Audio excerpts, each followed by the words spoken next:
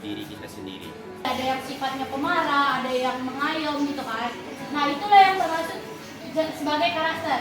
Nah karakter itu terbentuk dari apa sih Kak? Karakter itu bisa terbentuk dari kebiasaan kita, cara kita berpikir, bersikap, serta bertindak. Kalau misalnya kita emosian, berarti karakter kita pemarah gitu kan. Seseorang dengan karakter baik biasanya menunjukkan dia orang yang jujur, tanggung jawab, disiplin, empati, serta dia dapat menghargai orang lain. Apakah adik-adik ada di dalam ini? Karakter adik-adik ada di dalam ini? Jelas ada ya. Keren. Karakter ini juga bisa mencerminkan moral dan etika seseorang. Jadi kita bisa melihat karakter seseorang itu dari gimana sih etika dia gitu. Etikanya dalam menghargai orang gimana? Ada enggak? Kalau nggak ada berarti kita bisa menilai bagaimana sih sebenarnya karakter seseorang itu. Selain adanya faktor dari diri si pelaku, faktor dari lingkungan juga mempengaruhi bagaimana cara kita untuk membuli. Dari sisi internal, bullying ini sering muncul karena rasa tidak aman, rendah diri, kurang empati, serta kesulitan dalam mengendalikan emosinya. Kalau dari sisi eksternalnya, pola asuh keluarga yang keras, kayak orang tuanya terlalu keras nih di rumah. Dia gimana pun orang tuanya dia harus kayak gini ditekam gitu kan. Atau bahkan kurangnya perhatian dan kasih sayang orang tua, bahkan kasih sayang teman juga kita butuh deh. Apalagi kayak cewek-cewek nih, sebenarnya kita itu curhat sama teman itu nggak perlu dia merespon kita apa-apa, tapi setidaknya apa yang kita sampaikan atau apa yang mau kita utarakan tersebarluaskan sama dia, tapi dia nggak usah menjawab juga kita nggak apa-apa gitu kan. Serta pengaruh pergaulan yang negatif. Adik-adik kalau boleh tahu dia merokok nggak?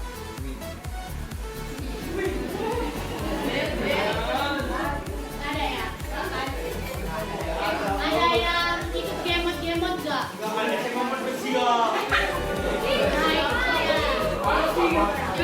ya.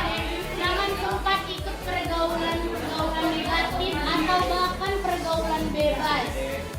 Rasa iri juga kan seseorang ataupun sekelompok orang secara berulang-ulang dengan tujuan menyakiti, merendahkan atau menguasai orang lain yang dianggap lemah. Sering kan kita pakai medsos itu untuk membuli orang. Ada aja kan karakternya.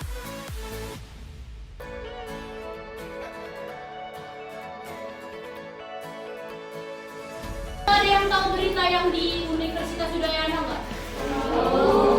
Jadi karena tindakan yang kita tuh merasa lebih atau misalnya kita merasa kurang dari orang tersebut. Jadi kayak karena orang itu lebih dari kita terus kita iri jadinya berusaha tersebut atau enggak merasa dia lebih dari kita. Ya benar. Berikan kita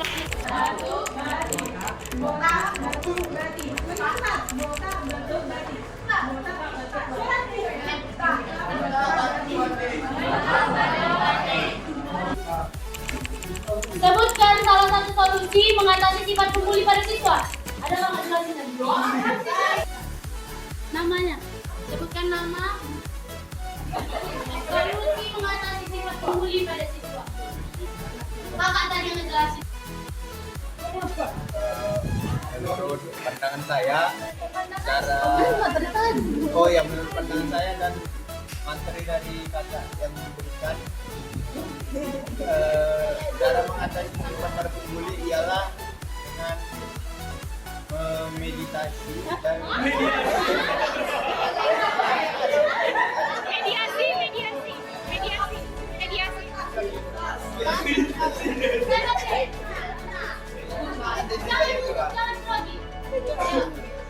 cara ini membimbing, memberikan petunjuk bagaimana pembulian itu tidak bagus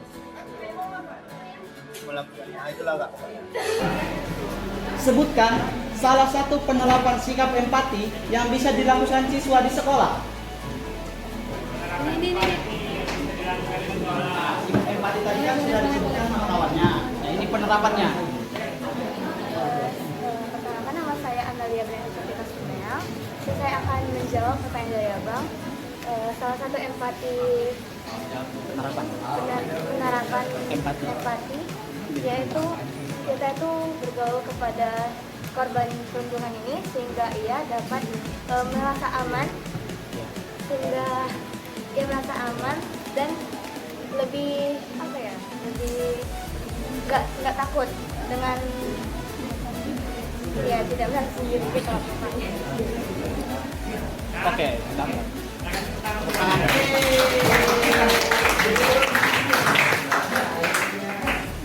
nah, salah satu cara untuk penerapan empati di sekolah itu misal kalau pasti si korban bullying itu sudah merasa terbantu karena kita mau mendengarkan, ngasih solusi.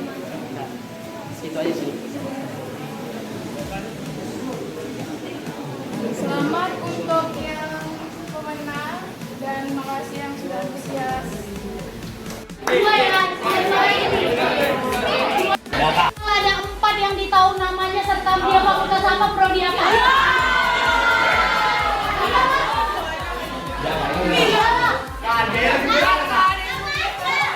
Hadiahnya lebih besar.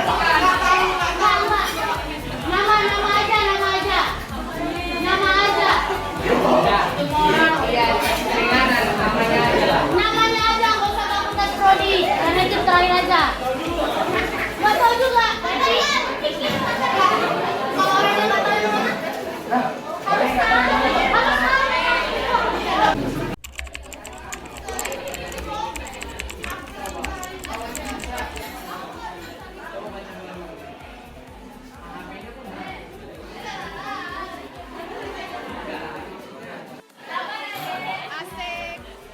Datang.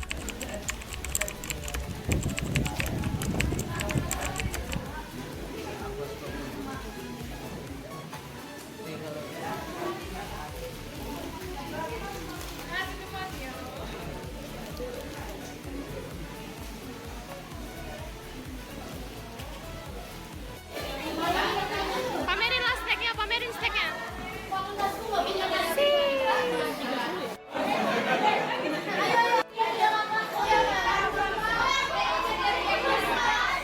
Ayo deh.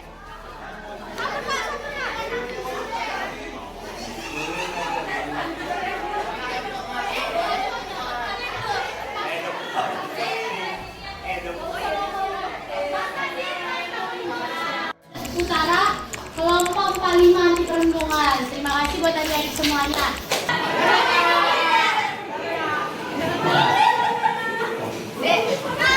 Bye-bye lah, say hi lah bye-bye-nya. Ayo, bye-bye.